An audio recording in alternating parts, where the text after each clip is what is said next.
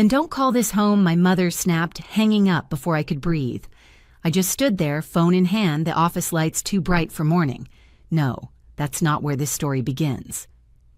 It began in our Kansas suburb spring air, heavy with lilacs and debt, when I opened the family account I'd created to help. The balance glared back $6,000 gone overnight, my name still on every withdrawal. Something in me went still colder than the numbers staring back. I didn't argue. I just clicked close account. And that was the moment everything began to unravel. I grew up in a house that looked peaceful.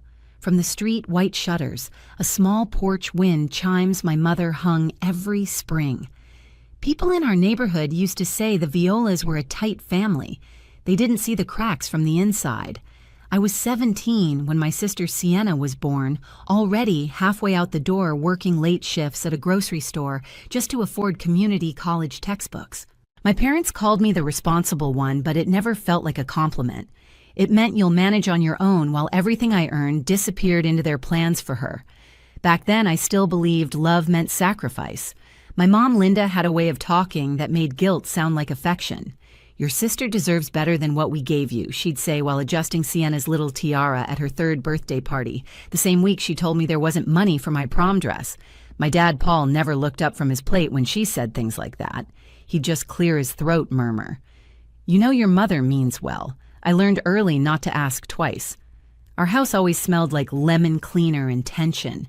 My mother's heels clicking down the hallway were the warning bell for arguments. My father hid in the garage pretending to fix the same lawnmower for years. And me, I kept my head down, chased scholarships, kept track of every penny like my life depended on it, because it did. By 25, I'd moved to Kansas City, working my way through small marketing firms until I landed a director role. No one helped me. Every dollar was mine.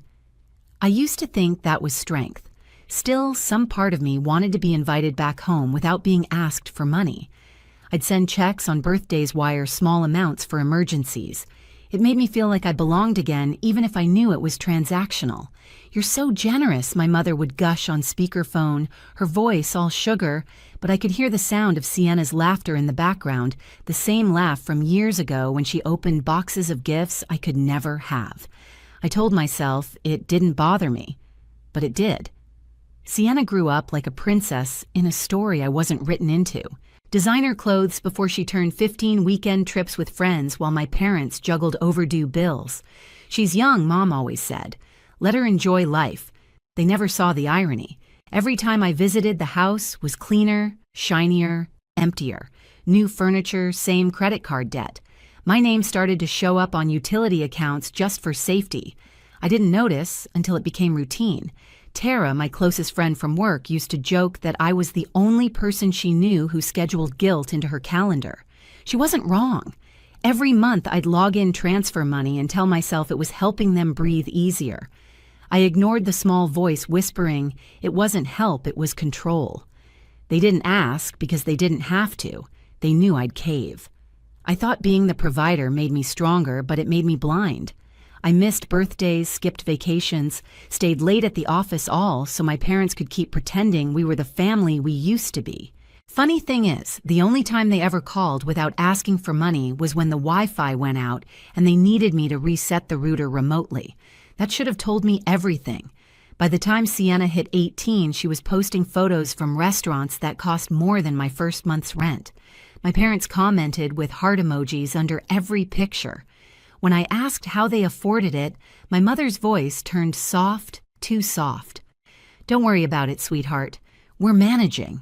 I wanted to believe her. I wanted to believe we were finally okay. But deep down, I felt it, that quiet imbalance humming under the surface, the same one that started the day she told me, "Your sister deserves better." Back then, I thought she meant childhood. I didn't realize she meant everything. It started showing in the smallest ways, the tone of their voices when Sienna spoke versus when I did. If she called, Mom's laughter echoed through the house like sunlight.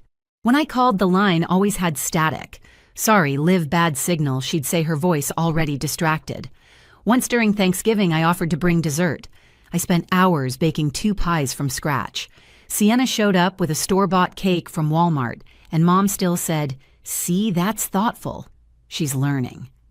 I smiled, but something inside me cracked a little. Sienna's life was a running highlight reel: birthday trips, nail salons, a new car at 17, all financed by luck my parents couldn't afford. They called her our second chance. My father said it once over dinner, carving turkey like it wasn't a knife to my ribs. "We did our best with you, but with Sienna, we get to do it right." I remember staring at the gravy dripping off his spoon, trying not to let my hands shake. Every visit after that felt smaller. My chair at the table moved closer to the corner. My name got lost in group chats filled with prom plans and shopping lists. Still, I kept sending money to fix the roof to catch up on utilities. It became habit like brushing my teeth. The more I gave, the less they called me. At work, people called me composed, reliable, the one who never cracked under pressure. If only they knew how I'd sit in my car after family dinners, forehead against the steering wheel, replaying every offhand remark. "Sienna's just a kid. You don't have to worry about us. You always had it easier. Easier. I built every inch of my life from scratch while they were building her a pedestal." Then came the year my mom started hinting at college plans for Sienna. "We might need a little help with tuition," she said one Sunday, stirring sugar into her coffee like it wasn't manipulation. I nodded because that's what I'd always done. But later that night, scrolling through Instagram, I saw Sienna's new post front row seats at a concert, a luxury handbag hanging from her wrist. My thumb hovered over the screen. The caption read, "Hard work pays off." I laughed out loud, but it didn't sound like laughter. The next week, she texted, "You're the reason I can dream big." I almost believed her until I noticed Mom had sent her $500 from our family account. My money. I wanted to confront them, but every time I imagined Mom's disappointed sigh, I backed down. That sigh was her sharpest weapon. It could cut through resolve faster than words. Sienna started calling me corporate.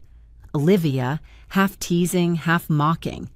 "You probably wear a blazer to sleep," she said once, giggling. I pretended it didn't sting. She didn't know that same blazer was the only armor I had left the symbol of every night I'd stayed late, every chance I'd earned.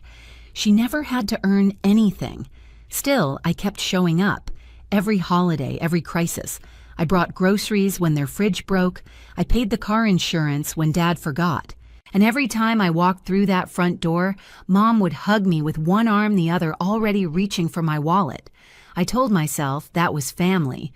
But somewhere deep down, I knew it was debt collection disguised as love. I kept thinking, maybe if I gave enough, they'd finally see me. Maybe they'd say thank you or just, "We're proud of you." But the truth, they didn't want a daughter who stood on her own. They wanted an account that never ran out. And the day I realized that the air around me changed. The laughter at that dinner table started sounding like something else, like a countdown I couldn't yet hear. It was a Tuesday morning quiet except for the buzz of my phone sliding across the desk. A text from Sienna lit up the screen like a siren. "Need $3,000 for prom? No, hi, no, please. Just that." I blinked, thinking maybe I'd read it wrong. Then another came in. "Send it today. I already told everyone I'd have the dress." My stomach dropped. I typed back, "Work for it, Sienna. I'm not your bank," she called immediately. Her voice hit my ear like nails on glass. "You're unbelievable. It's one night. Why can't you just help me for once, for once?" The words burned. I stared out the office window, Kansas City skyline bright and cold, and said quietly, "Because you need to learn." The line went dead. Minutes later, Mom texted, "If you don't help your sister, don't call this home." My chest tightened so hard I forgot to breathe. A second text followed from Dad. "You've forgotten where you came from." I just sat there, frozen. The hum of the fluorescent lights felt deafening. I could almost smell the lemon cleaner from their house, that same mix of guilt and control. By lunch, I still hadn't moved. My inbox overflowed coworkers passing by with coffee and small talk, and I just kept staring at that message thread. "Don't call this home." 4 words that erased 36 years. Then the email hit large transaction alert. $6,000 withdrawn from the family account. My name on the top line. My signature on the creation form. My money gone. I clicked into the statement, heart thudding. There it was, withdrawal after withdrawal, months of them. Some to department stores, some to event planners, one even labeled Sienna's Prom Dreams LLC. My vision blurred. I called my mother, my voice calm but cracking at the edges. Did you take money from the account Silence? Then cool as ever. We used it for family needs. You wouldn't understand. I bit my lip until I tasted metal. Family needs, I whispered. Or Sienna's wants. She sighed that same theatrical sigh that had ended every argument since I was a kid. You've always been selfish, Olivia. You think success makes you better than us. The line clicked off. Just like that. I didn't throw my phone. I didn't cry. I opened a blank document and began listing every transfer, every date, every excuse. My hands shook, but my breathing slowed. I was done explaining myself. That night, Tara met me at her office. You sure you want to know, she asked, typing my login. I nodded. The screen filled with years of transactions. Over $120,000 gone. Credit cards, car payments, vacations, boutique purchases. I felt my pulse in my throat. Tara looked up, her voice steady. They've been using your money to live like nothing's wrong. Something inside me went silent. Not broken, just finished. The kind of silence that comes before thunder. I stared at the monitor until my reflection blurred into the numbers. The next morning, I sat alone at my desk. Sunlight hit the glass wall too bright to look at. I opened the bank app, scrolled to joint family account, and pressed close account. One tap, one breath, one clean break. No texts, no explanations, just the hollow ping confirming it was done. For the first time, the quiet didn't scare me. It felt like oxygen, and somewhere deep down, I knew that silence would be louder than any revenge speech I could ever give. The morning after I closed the account, everything looked sharper. The coffee tasted stronger, the city noise clearer. It was strange how peace could feel like adrenaline. My phone lit up, every hour calls from Mom, Dad, Sienna, but I didn't answer. I watched each name flash, then fade. By noon, I'd blocked all three. No announcement, no speech, just quiet. At work, I threw myself into projects I'd been putting off. New campaigns, late nights, clean numbers on a spreadsheet that actually balanced. For once, the only debts I managed were professional ones. Tara stopped by my office one evening, leaning against the doorframe. "You okay?" she asked. I nodded. Better than I've ever been. And I meant it, because I was finally free of the constant buzzing guilt in my chest. But freedom didn't come cheap. The guilt still knocked sometimes in the silence before sleep or when I passed a family having dinner through a restaurant window. I'd remind myself love isn't measured in wire transfers. Still, part of me ached for what I thought we had. That's when I started therapy. Every Thursday at 6 p.m., I'd sit across from Dr. Hayes, learning that boundaries aren't walls. They're doors you choose who to let in. By spring, I'd paid off my own student loans and opened a new savings account, one with only my name on it. I bought a small condo downtown with wide windows and light that poured in like forgiveness. The first thing I put on the counter was a candle, vanilla, like the one Mom used to light before pretending everything was fine. Except this time, it was my light in my home. Tara called it my comeback era. She laughed when I showed her the paperwork for a nonprofit marketing project I'd launched on the side, helping single women manage finances after family manipulation. Poetic justice, she said. Maybe it was. I didn't build it for revenge, but if anyone from my old life stumbled on the press release, that was just bonus. Months passed, and their silence stretched longer than I expected. No apologies. Just small ripples through relatives' messages from my Aunt Melanie about how hard things have been back home. I didn't ask for details, but one night curiosity got me. I logged into public property records. The house on Birch Street was listed for foreclosure. I didn't feel joy. Not really.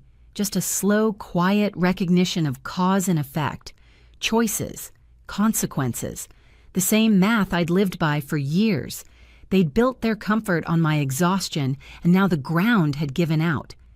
The next week, I saw Sienna's name on social media again, working part-time at a clothing store folding jeans under fluorescent lights.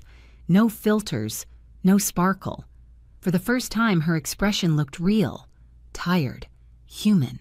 I didn't comment. I didn't like the post. I just stared for a second before locking my phone. I spent that evening cooking for myself something I hadn't done in years, pasta wine music. The city outside felt alive, forgiving. I realized revenge didn't have to look like destruction. Sometimes it looked like peace so loud it drowned out the noise they left behind. The next morning, I woke before sunrise, opened the balcony door, and let the cool air fill my lungs. Below me, the streets were empty, quiet. I thought about all the money, all the years, all the begging for love I'd already paid for. Not anymore.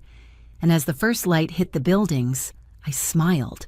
Not because I'd won, but because I'd finally stopped playing. It happened almost a year later. I was walking through downtown on a Sunday morning, coffee and handspring air, still cold enough to sting my cheeks.